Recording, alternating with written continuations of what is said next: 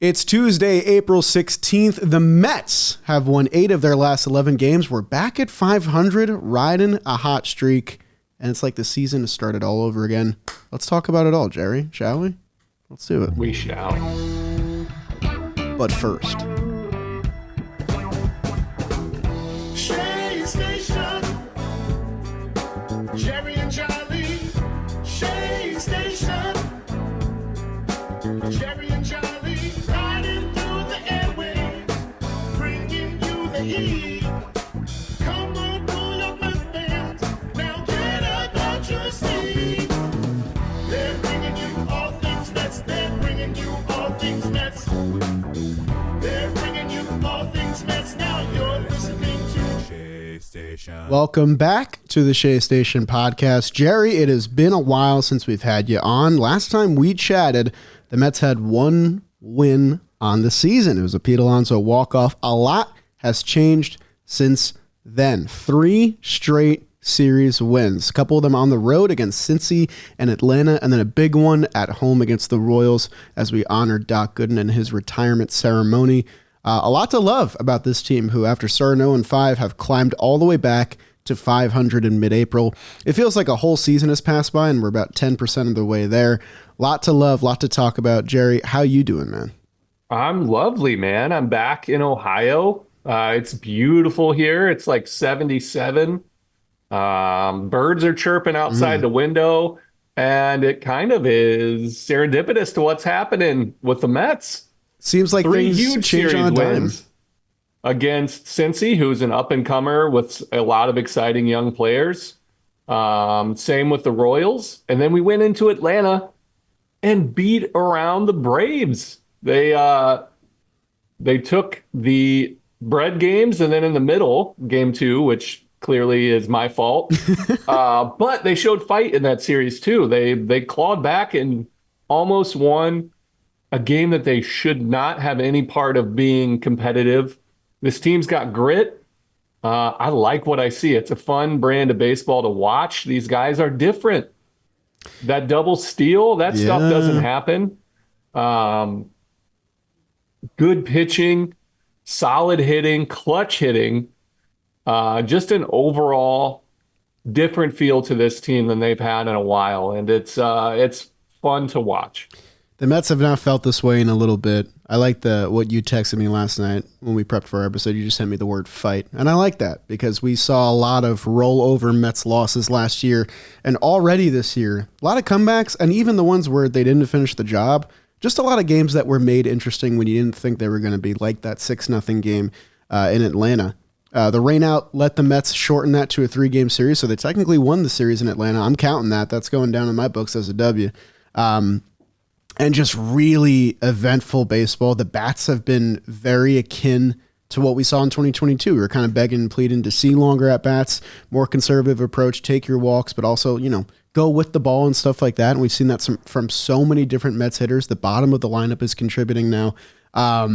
It feels like so much has changed in the past week, and I'm not sure if it was just the Mets trying to find their footing early and not being able to do so in that first week of the season, or if it was just a quick change of philosophy and belief in the young guys that has really turned things around. But they look like a completely different team between clutch bullpen pitching, getting enough from the rotation to keep them in games, and then the hitting, just death by 1,000 cuts, just constant long at-bats, putting the ball in play where good things happen, and hustling. And I know how old-fashioned a lot of that might sound, but case evidence was last night, the rally in the 8th inning, a drop third strike, a DJ Stewart walking against a lefty, and then just a solid approach for Harrison Bader to put the ball in play and get a couple runs in after that double steal. It's really, like you said, really fun baseball to watch. It's very cool. I like that you said it's like 22, but to me it feels different. And the main difference is those young guys, the reliance on the puppies, the baby Mets that are now the toddler Mets. Yep. I think they're growing up. I think they've got some seasoning. That's where the difference is for me. The contributions you're getting from the young guys, it invigorates those veterans. I think they know that they can count on them. They don't have to carry the load themselves.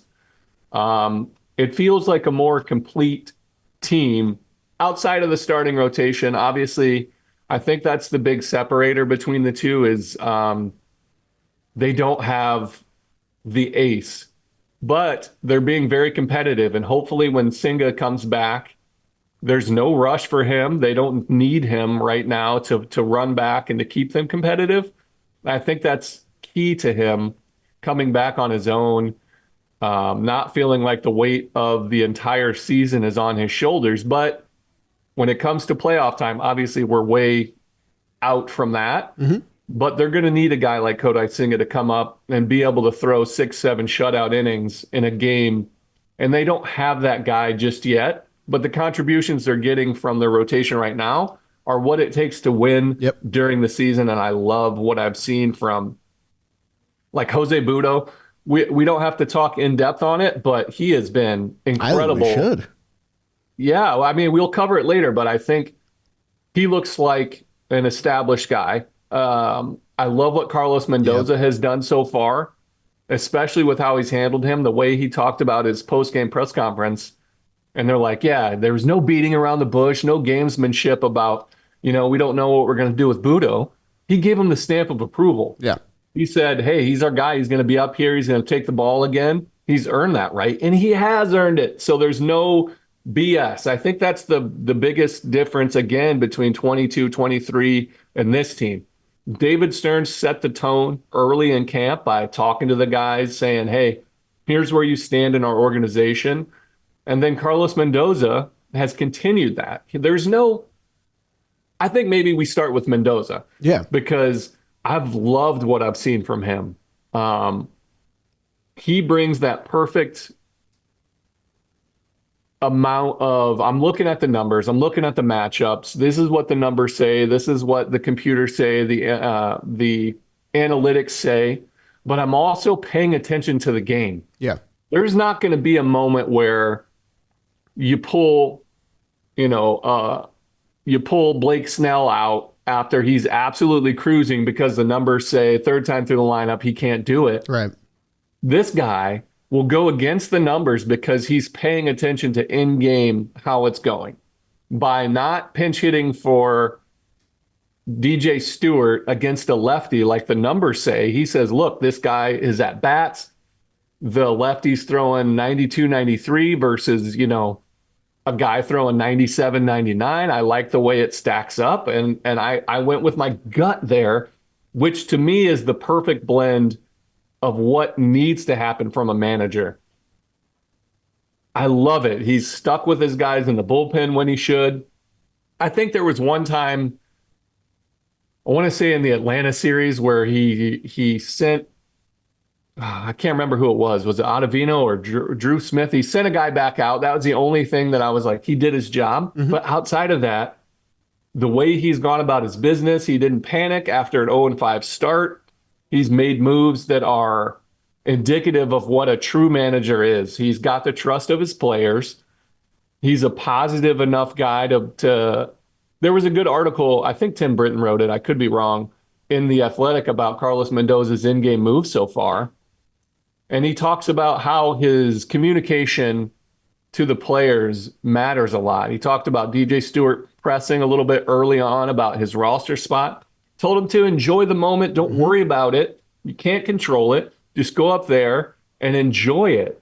And it's made a huge difference for DJ Stewart. I think, and that runs with everybody. His communication with his players, he's more of a one-on-one personal guy versus, the team meeting guy, which I love. Team meetings are reserved for those maybe once, twice in a year where you need to hear from your manager in a team setting. But instead, he's going about it the way I appreciate as a manager. He's talking to his guys on a daily basis. He's reinforcing how he feels about him, and he's making the right moves. Yep. No, I loved everything you said there. And I think a big thing for me, I saw it last night after Bader gets the go-ahead double, or actually it was after they pulled off the double steal. Bader stole third later on. I saw Mendoza cheering, like with his guys. And there was something about that I just really liked. I mean, I really appreciated Buck's calm demeanor. He felt like a war leader leading his troops. There was something really nice about Mendoza getting fired up with his young guys that he's put so much trust in. It's new. It's refreshing to see, honestly. It's nice to see something different after, 2 years of the same. And with him, just a lot of like good, small tactical decisions in games that have slowly but surely changed the rift of the outcome between the way they've used DJ Stewart and Tyrone Taylor. As soon as, a righty is against Taylor or a lefty against Stewart, they're not afraid to pull the platoon and work into it early, but also trust those guys in big spots. Brett Beatty's been getting starts against lefties. I love that. You have to give him a chance to prove himself. Otherwise, you're going to pigeonhole him as a platoon guy for the rest of his career. It's just being able to afford letting young guys get that experience because, there's not this ammunition behind them, but also trusting the talent that's on your roster, trusting the 2 runners on base last night to catch the pitcher flat-footed and steal a couple extra bases because they're capable. And I think this team has proven that they are capable of ripping off, series win after series win if they're playing at their best, which is, putting the ball in play consistently, stealing bases when you can, and, not taking anything for granted offensively. In the middle of this win streak, I think we've seen a lot of rallies fizzle out, which is kind of what gave me a little bit of a 2022 vibe. They would threaten almost every inning. They wouldn't score all the time, but there was always that ominous, threat of base runners on and, putting the pressure on the pitcher. That adds up. That's important. You drive up pitch counts. You make them feel uncomfortable. You don't let them get into a rhythm. Those are the things that open up opportunities. And I feel like when the Mets in 2023, we're so reliant on Alonso and Alvarez to provide power and just find runs that way. Pitchers were just really, they were able to get into rhythms against this offense and they wouldn't be able to produce anything. But obviously, none of those wins happened without the pitching staff. And I think Mendoza's bullpen usage was really, really good this past week. I'll admit, I really wanted Edwin Diaz used in that 8-7 game. When Jorge Lopez came in, it felt like I was watching the same movie from past truest heartbreaking games, and they got out of it, and they won that game, and they preserved their bullpen, and now they've had the ability to use their A guys in Raley, who's been amazing. Brooks Raley is having a terrific start to the year. Ottavino, who has been perfect in his last 5 outings. He has not allowed a base runner. And then Diaz, who has looked like his old self, even without that A-plus velocity. He doesn't necessarily need it. He's that overpowering. To have those guys as your 7, 8, 9 means that you don't need your starters to be eating deep into games and you can just pull them when necessary. And I think they've done a good job of that as well with guys like Hauser and Severino who are driving up the pitch counts, but don't necessarily have bad stuff. They just don't have the length yet. That'll bottom out. We'll need the 6-inning outings soon, which is why I really wanted to praise Budo. He has 2 of our 6-inning outings this year already. But I just think there were a lot of moments where games could have been lost this past week. And I think Mendoza really aced all of those decisions. I think he learned a lot from his first week as a manager. I agree with everything you said. It's the personality is different. The fact that Brett Beatty is out there showing some emotion, getting fired up. Mendoza showing some fire. Again, like you said, I respect what Buck Showalter brought. That was what the 22 team needed because they were veteran-led. And now they're letting the young guys shine, and they are different. They show personality. They need that fire, the ability to be themselves. And Mendoza is doing it himself. He's showcasing. This is what leadership by example looks like from your manager. He is showing emotion. He is out there fired up. That was a huge double steal. Yep. That is different than anything we would have seen in the years past because they would have relied on the power, the guys to drive them in. But instead, they pushed the action, created some things on the base paths, and it's paying off. Even if Harrison Bader doesn't come through with that big hit, the fact that he did do the double steal allowed for an easier approach. It put the pressure on the defense, on the pitching staff to come through, and that's different. They're pushing the issue. They're being aggressive. They've sent guys maybe that they shouldn't have going home. I love what I see. They're putting the pressure on the defense on a regular basis. Yeah, so I mean, I think let's keep it with the offense because there's a lot more positive to talk about than the last time we chatted about this team. I mean, the first example, which I think you have to know because he literally won an award for his efforts, is Pete Alonso, who has come alive. He won National League Player of the Week last week. He's 9 for 21 with 4 home runs and more walks than strikeouts in the past 2 series, not including last night.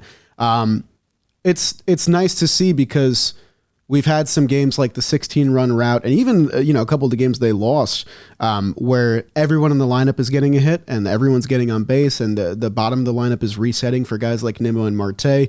But it makes the Mets all the more dangerous when Pete Alonso has a week like this because we've seen this so many times before where he'll be a little bit cold and he'll be pressing a little bit, getting jammed on pitches, and then all of a sudden he gets a hold of one, and that just kind of sets off, it opens the floodgate of power for him. And we saw that this last week. He almost single-handedly brought the Mets back into that 6-0 game with his 3-run bomb. So, I mean, it's nice to mention him up front, but honestly, I find it kind of weird because I want to talk about the other guys more who maybe didn't do as much, but it's more exciting to see results from guys like Brett Beatty, Jeff McNeil, DJ Stewart, who I was pretty harsh on the last time I did a Shea Station podcast.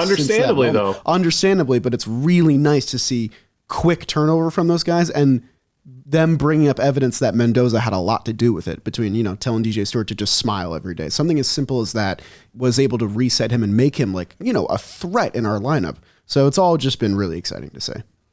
The fact that you don't rely on what Pete Alonso does, but the fact that he can do those things and bring you into a game is key. I love the fact that Marte got moved up to the 2 spot because it shows that he's paying attention. Marte he's older. He has to cheat a little bit to get to a fastball, but he picks his spots really well. And the team is more dynamic when Marte's in that 2-hole. The ability to steal a bag if he gets on, the pressure that he can put on.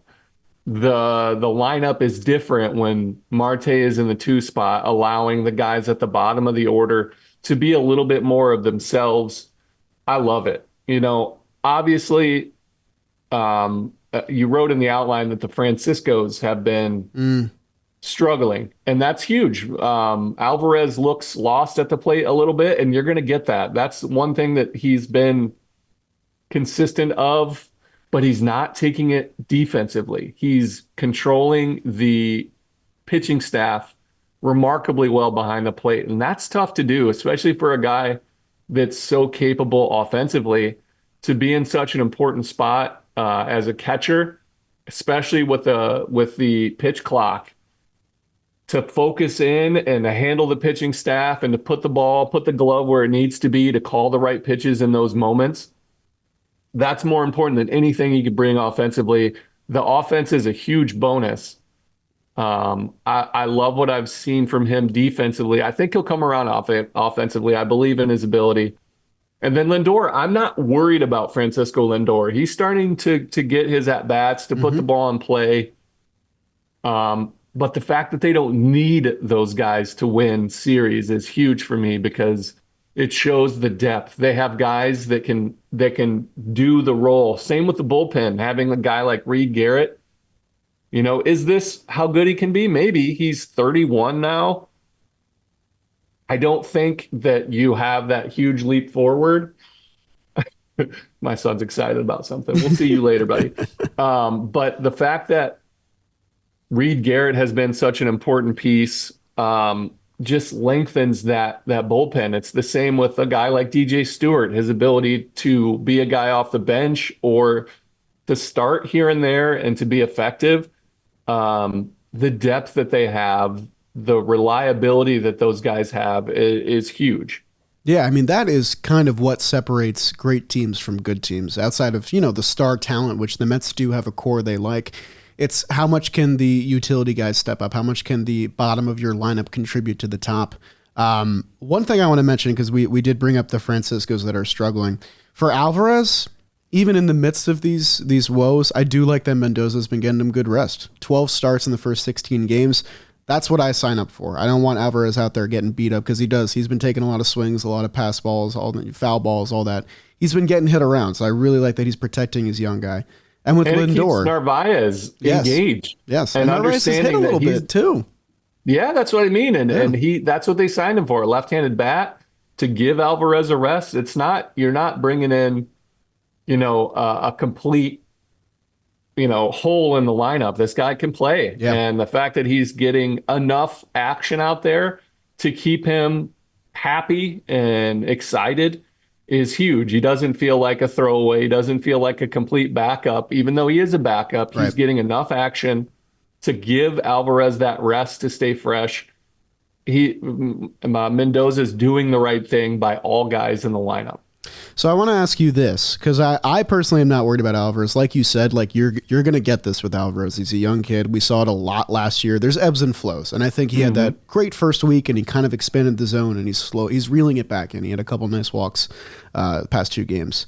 With Lindor, there is, I don't want to, because I'm obviously not saying Francisco Lindor should only hit right-handed, but I've watched every game. I've watched every Lindor at bat. His righty approach looks like he didn't have an offseason. It looks exactly like it did last year. Sweet swing. His approach against left-handed pitching has just been solid. He has a 900 OPS against left-handed pitching this year. His lefty swing, I don't know what it is. It feels like there's a piece missing. Like he's drawing walks from that side, but there's been no fluid approach there. I think the biggest symbol to me was when he came up in the 8th inning of that final Kansas City game, bases loaded, 2 outs. The crowd gave him another raucous ovation. It felt like a big moment for him to break through, and I think he swung first pitch and popped out. And I don't know. I don't know what exactly it is. I was wondering if you saw anything with it, if it's just a mindset thing or something like that, but he just looks very lost from the left-handed side of the plate right now. Yeah, I mean, he's a better right-handed hitter career. Yeah. His OPS against lefties is 838, and his OPS against righties batting from the left side is 798. So he's always had, which is crazy, Yeah. he's always had 2 different styles from left and right. I'm not worried about it, although it is worrisome. I think his track record speaks for itself.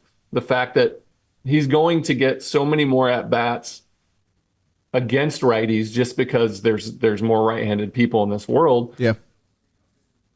He'll come around, but he does look a little bit lost as to what his approach is, and I think that'll iron itself out. But again, the fact that the rest of the lineup is showing fight allows Lindor to just relax a little bit at the plate, to not feel the weight of the world, to not feel like he has to produce like he has in years past, I think is the key. And this being baseball, the law of averages will play out and he'll go on a hot streak and then he'll be back to normal. So I like what I've seen from the whole team. Lindor being so bad offensively, especially from that left side, will be fine. Yeah. I'm not worried about it. It'll play itself out. But from years past, when he was ice cold, the team would just lose. Yeah. And they're not doing that. Yeah. No, So that's I think, a big symbol. I think that's a big sign of what this team is capable of doing. Because you're relying on those guys to be the bench pieces, the lower part of the lineup. They're doing it right now. There'll be times where they don't because they're not as good as Francisco Lindor. And hopefully he'll step up when the bottom of the order's not doing it.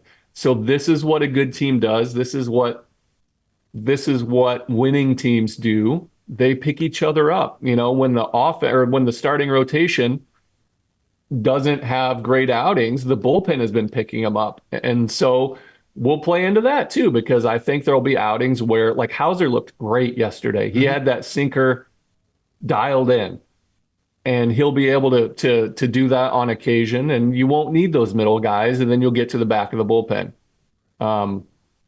Those are the differences. When you can rely on all 26 men to be capable big leaguers, you'll win a lot more ball games. That's the separator between a team that is vying for a playoff spot and a team that they'll do it next year. Yeah. You know what I mean? A Yeah. team that doesn't have that depth. The depth is key to a season because you play 162. You can't have that consistency from your stars to win every ball game. You're going to need those guys, and then the stars will be stars when they get hot. So I love what we're seeing. It's just cool to think about like the past 7 to 10 games and think of all the signature moments and who they've come from, between Tyrone Taylor getting the grand slam and the rout, DJ Stewart hitting a home run to give the Mets the lead against the Braves, Harrison Bader has been the hero the past 2 nights out of the 9-hole. Like, those are the kind of things you need, especially early in a season when people are still getting their feet under them, to really propel yourself to like important wins. A lot has been made of Lindor and Beatty's relationship, and I wanted to touch on that too, because I do think their tandem has been one of the most fun things to watch. I think they've reassured each other, which is really cool. Beatty obviously had a nightmare last season. He got demoted post-deadline. Confidence was at an all-time low.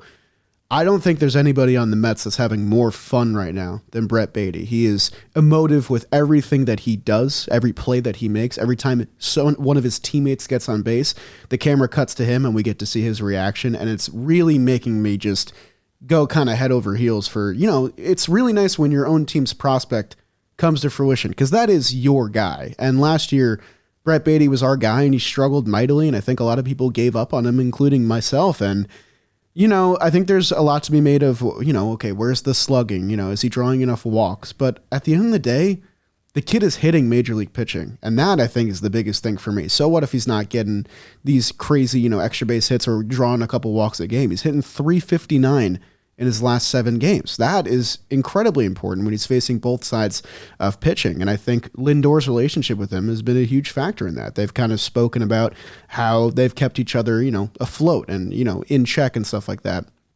And I don't even have to talk about his defense, because that's just been, since the get-go of the season, has been much, much better. But yeah, I mean, there's so much we didn't even talk about with the offense. I won't low on it too much, because I do want to get to the pitching, which has been incredible. But DJ Stewart, this is my formal apology. Sorry I doubted you. You're the man. I like to think I helped a little bit. Maybe he saw it. He's at his bulletin board. Some motivation from Jolly. Yeah, maybe. I don't know how big our reach is. Who knows? And Jeff McNeil, kind of looking like himself again, which has been cool. Really like him at the bottom of the lineup, helping with Bader to reset and get things up for the top. Because when all 9 guys are given good at-bats, it just makes the game so much more fun to watch.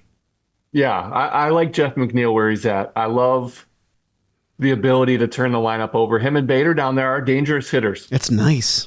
It's nice. That's again moving Marte up allows for a different feel to the bottom of the order. Letting Marte get more at bats, that one extra bat a game for Marte allows him to take advantage of his skill set. And Jeff McNeil is always going to be the guy that he is, the put the ball in play, the bat to ball skills. I think that plays way better in the bottom of the order than Marte's skill set. So having him down there to flip that over, DJ Stewart coming up clutch is great, like you said. Just a lot to like on all fronts on the offense. So do we want to talk about the bullpen or the rotation first? Because I do kind of think they're 2 different stories right now. Yeah, so let's stay positive. Let's stay with the biggest thing. Let's go bullpen first. Yeah, so like we mentioned before, the back 3 guys have looked as advertised. Brooks Raley, I think, has thrown a slider for every pitch this year. Gary Cohen can't get enough of it, which I think is funny. On the year, he's 6 1/3, 1 hit, 3 walks allowed, no runs so far. And he's just been kind of quietly doing his thing all year long. You brought up Reed Garrett before, which I love. This is kind of the evidence of the Mets pitching lab finally starting to bear fruit a little bit. And that's the case with Jose Budo as well. Guys and Jorge Lopez. And Jorge Lopez too. Yeah. Because he's had so many ups and downs in his career, along with Reed Garrett. It feels like they figured out what makes them good. Yeah. It feels like that pitching lab, Hefner. It feels like they're like, hey, here's who you should be. If you can consistently do this, you'll have sustained success. I think that's key for them. We've had Daniel Nunez. Oh, yeah, forgot. His 3 innings were nice. That's, again, those are the keys. The guys that come up and they'll be a lot of these guys coming back and forth from Syracuse that you need. You Yeah. need guys. You had Tyler J come in and pitch really well. Like you said, that emotional debut for Right. him.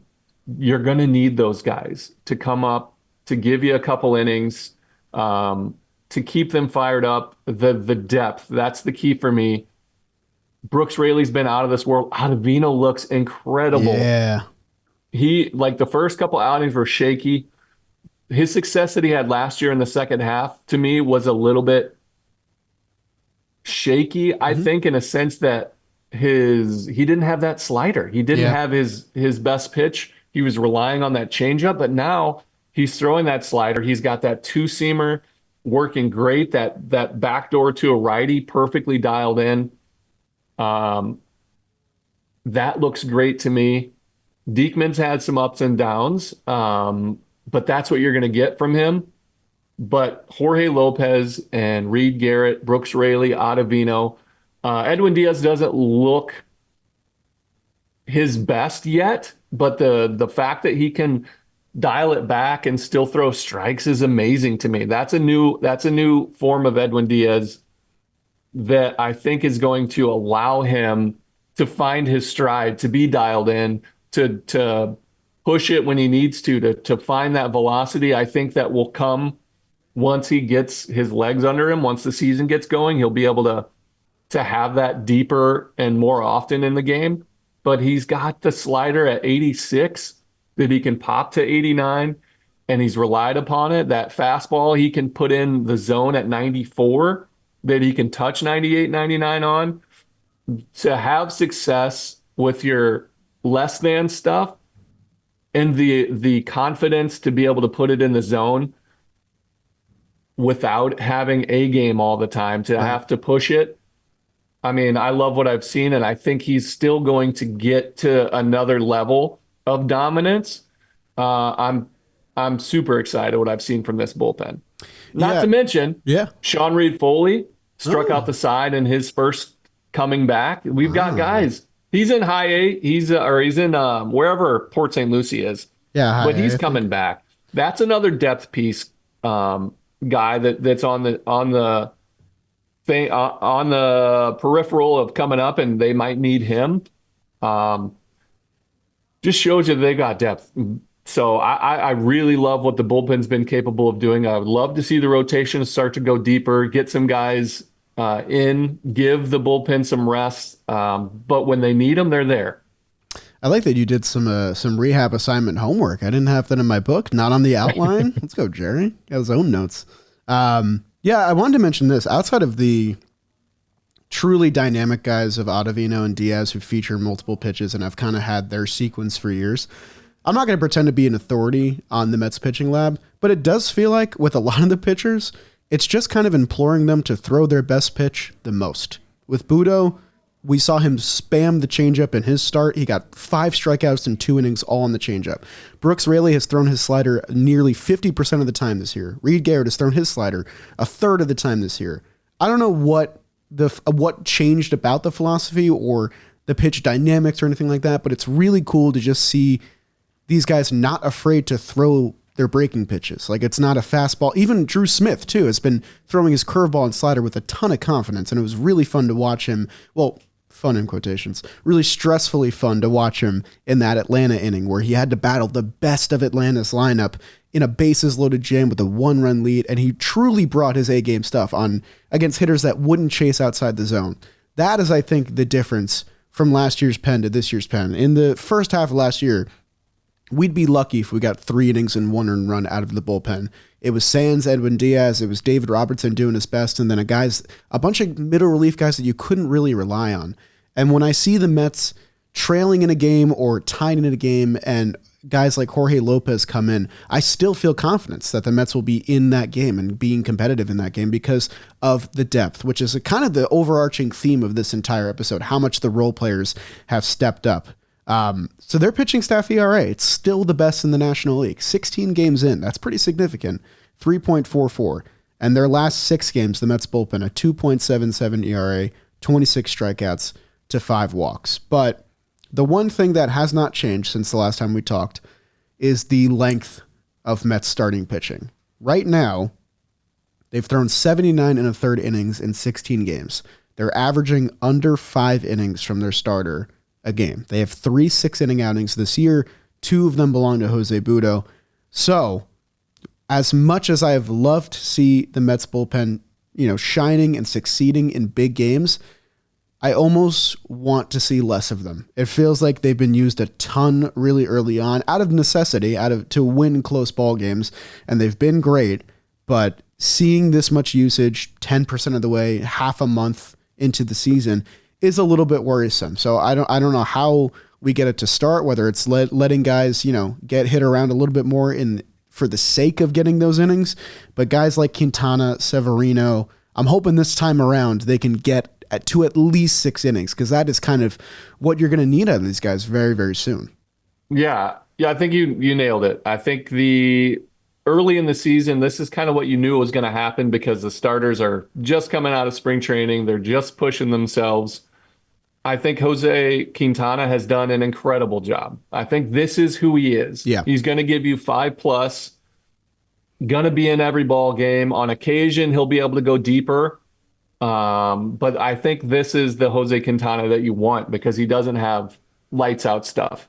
On the other end of the scale, Severino, I think, is capable of throwing deeper. And when he's dialed in, you're going to need him to go 7, 6+. The same goes for Sean Manaea. Yeah. Again, this is a little bit uneven with him as a starter.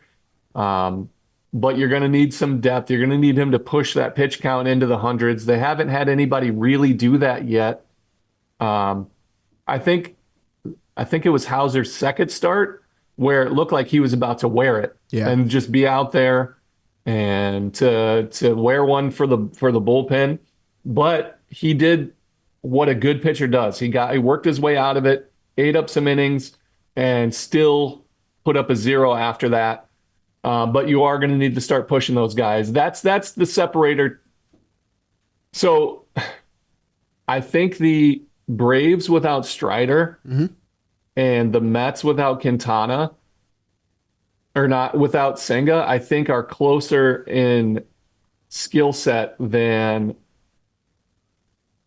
what everybody's thinking. Sure. Because the lineup looks good. The bullpen looks great. But Strider's the Braves guy, and he's going to be gone all season with that brace surgery on his UCL. I think they're more competitive with the Braves than what's being put out there. And the Phillies haven't really been hitting. Harper's been struggling, Schwarber, Castellanos. But they have Zach Wheeler. Yeah. And then they have Aaron Nola. I think Zach Wheeler is a separator for them. I think this is going to be a 3-horse race for the NL East, especially without Strider. And you're going to need your starters to start putting up bigger performances. They've done really well. They've done a good job so far. You're going to need some great performances. 6 innings is not great. 6 innings, like what Jose Butto did, is really, really good. You're going to need some great performances. Yeah, I mean, when you think of the Braves and Phillies, I think the first thing that comes to mind is the high-powered offense. The guys that, they have 7 power hitters that could possibly give them 20 home runs in any given season. And right now, the formula on the surface through the numbers for the Mets has been solid pitching, knowing when to pull guys and, not overexerting their bullpen, but like using their guys and putting them to work early in the season. You mentioned pitch counts kind of lightly before. So I looked into it just really quickly. Sean Manaea, his pitch count high in the year, 92. Butto, 91. Severino, 90. Hauser, 95. No one's gone into triple digits aside from Jose Quintana, his last 2 outings. So I don't know. I don't know when we decide to start pushing that needle, and it's going to be situational and all that. But yeah, the Mets are going to need stellar outings because we don't know when Kodai Senga is coming back. And, you've only played the Braves once. You're going to play them again next week. And I don't think we get the Phillies until like mid or late May. So there's not a lot of division matchups early in the season for the Mets. They don't play the Marlins until the end of May. So it's kind of weird to think about that division race right now because we're just not seeing those teams a ton. But But I was shocked to look at the standings and see the Mets 8-8 and like fully in the thick of things. Obviously, it's way too early to be doing standings watch, but those games are going to matter big time. And those mini separators of, well, Zach Wheeler's going to go 7. Do we have a guy that goes 7? No, not necessarily. So when we do have our 5 and fly guy, they need to have a great performance. Those things are going to be what separates these teams in those important games. Yep. Those in between when they don't have everything going, can you still eat up enough innings to not tax the bullpen, to not have to send a guy out? That's the separator there. And I will go depth again here. Christian Scott looks ready. Look at you. Look at you. Yeah, man. He looks like he can be a guy. He looks like he's ready. So that's exciting. But again, he's not going to be a 7-inning guy. Right off the bat, because you're going to need him. 4th, 5th time through the rotation, guys are starting to get their 4th start underneath them. They've been into the 90s. You're going to have to start pushing those guys a little bit longer, and I think that's the formula. I think they've done a good job, because early in the season you can't push them too much. I think they'll start to see them push once they've had success, like Severino's done pretty well. Manaea. Again, Quintana, this is the guy you're going to get. Yep. You're not going to get, you don't want to have to ask him to do more than he's capable of doing. Jose Budo's going to have a hiccup here or there, but the fact that these guys are being competitive, giving the offense a chance to win, letting the defense work. I love what I've seen so far. This team has a different identity than the Mets teams of the past, with their emotion, with the grit of stealing bags and making moves in the right spots. I like it. I'm excited to watch this team again. They're good. Yeah, they are good. They're good and they're fun to watch. Yeah. I want to ask you this as a parting, note on the rotation here. Let's say we have all 7 of our guys fully healthy. McGill returns and Senga returns. And let's say, these guys are relatively around the same numbers in their next 3 starts. Who is your starting 5 in your rotation? Yeah. So for me, Hauser gets bumped. He becomes a long guy. And I think his skill set. What? 1 second. Yeah. Good job, buddy. You want to come here for a second? Yeah, I need to hear. Come here. Let's introduce you to the world here. He wants to be heard. He wants to be heard. He's coming over. Right, he's good. playing some video games. I'm on daddy duty right now. Look at you, multitasker. Does he got the Switch? He's on the phone. He's playing Sonic on my phone. He's a man of taste. Game. He's a man of good taste. Can you say hi? Can you guys do you're showing me before? Yeah, do the thumbs up. What are these? Get him up there. Yeah, get him up. Yeah. Good job, buddy. Oh, the YouTube listeners are going to love that. Yeah. What about the... So for me, it'll be Quintana, Yeah. Severino. I like what I've seen from Budo. Senga comes in, and he's your number 1. You want to do this one? Right back at you. We'll do hand signals here. But I think Budo's earned a spot. I think when Senga comes in, he slides in, bumps Hauser. Yeah. So I think he's the guy out. Yeah. But again, it'll come down to what Hauser and Manaea are doing, because Manaea's been in the bullpen before. True. But having a lefty in the bullpen or in the starting rotation, another lefty, I think is a bigger deal. And I think his upside is higher than what Adrian Hauser, because he's kind of established who he is. Mm-hmm. He's not a front end of the rotation, but I think Manaea could be. Yeah, I mean, I looked into it a little bit last night after his start. Adrian Hauser has a career 1.76 ERA as a reliever. Milwaukee tried doing it with him. It worked, and they used him in the rotation when they needed it. And one thing I've liked about Reed Garrett is his ability to get you more than 3 outs. He's pitching, deep into games, getting those multi-inning outings. I think the Mets will need that when they have a fully healthy rotation. So guys like McGill, who we've seen the Mets try before, it hasn't quite worked out, and Hauser could loom as like swingman options. And again, that just speaks to the depth of this team, the versatility of this roster, both in the offense and on the pitching staff. For me, McGill is the odd man out, regardless of when he comes back. Yeah. He's had way more chances than Jose Budo, and Jose Budo's shown me more. Yeah. He's been more consistent. I'm excited I for think Jose Tyler Budo. McGill is going to play an important role as depth. If when Peterson comes back, who knows? Because I still think Peterson is a very good starter, but he's going to take a while to get going. So I think those two will be in AAA, to be honest. If all things being equal, all the health, Singa's too good to not be Oh, in of the course. rotation. Right. Quintana's too reliable to not be in the rotation. And then the other guys, they'll kind of figure it out themselves. But I don't think McGill, when he's healthy, has earned the right to just be in the rotation. Right. I think that So- that time has passed for him. And, whenever David Peterson is ready, I think it's passed for him as well. Because now it's about, young guys actually seizing the opportunity. And Jose Budo, even going back to the end of last year, has been great. And I really, that was the biggest thing from Mendoza this past week. Is Mendoza you wrote it down for me. You wrote it down. What was the... It was his last 9 starts, I think. He has like a 2.67 ERA. And that's incredible. That's 2 months of pitching that you're excelling at the major leagues. In a role where he's in and out, which also shows kind of who he is. We've watched him. The biggest drawback from a standpoint of evaluation has been Jose Budo's fastball. Yeah. It doesn't play in the zone. He's not going to be able to be consistent because when he has to throw his fastball, it's going to get put into the gaps. Well, that has not been the case. He's gotten so many swings and misses from his fastball. He's thrown it in 2-0 counts, 3-1 counts in the zone and gotten a lot of good results from it.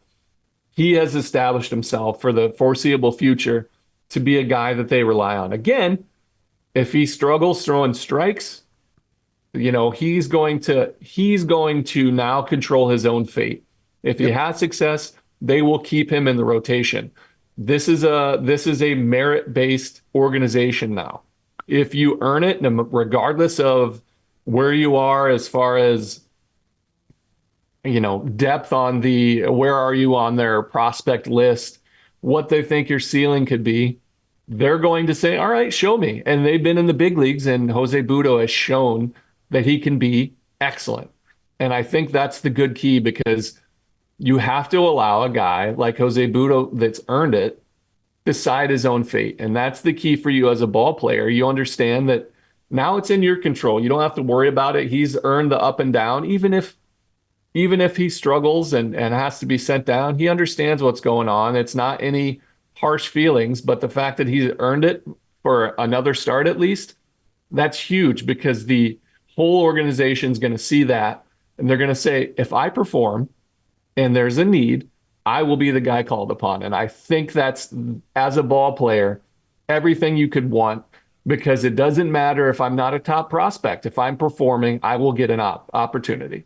And we talk a lot about the cruel nature, the business side of baseball, how guys, they'll get called up, they'll get thrown to the wolves for 3 or 4 innings, and then they'll get DFA'd. So it's really nice to see when good performances are rewarded with confidence. And that was the biggest thing I saw from Mendoza last week that really made me smile, was immediately in that press conference saying he's not going anywhere, because he shouldn't go anywhere. He's been arguably the Mets' best starter through 2 outings.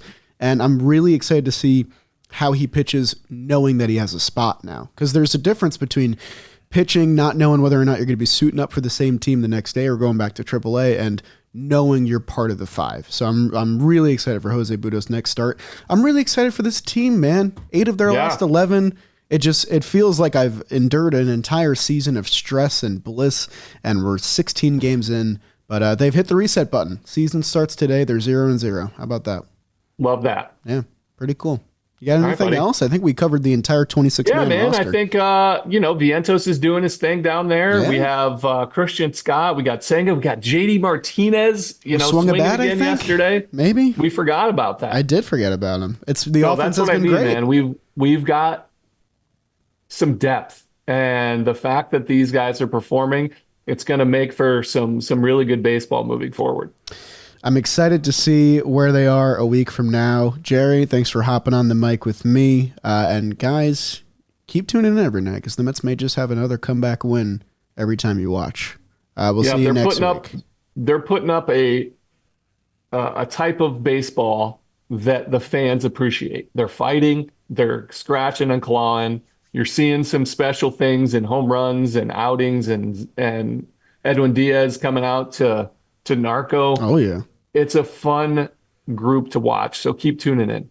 There's something magic about little expectations and how easy they are to surpass. I love it. Let's go Mets. Let's go Mets. We'll see you guys next time. See you next time.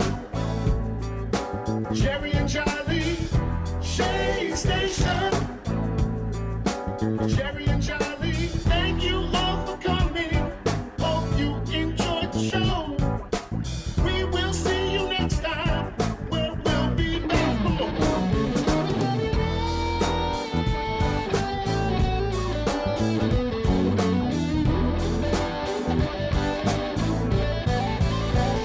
Station.